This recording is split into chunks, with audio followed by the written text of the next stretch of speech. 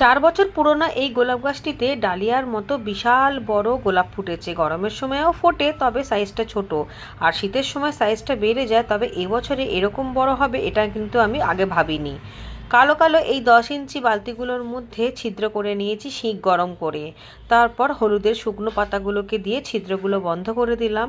তারপর এর উপরে মিডিয়াটা দিয়ে দেবো। এমন করে দিলে মাটিগুলো ছিদ্র দিয়ে বেরিয়েও যাবে না, আর নিচে পাতাগুলো ধীরে ধীরে ডিকম্পোস্ট হবে। আর যেহেতু হলুদের পাতা, তাই ফাঙ্গাস লাগার কোনো ভয়ও নেই।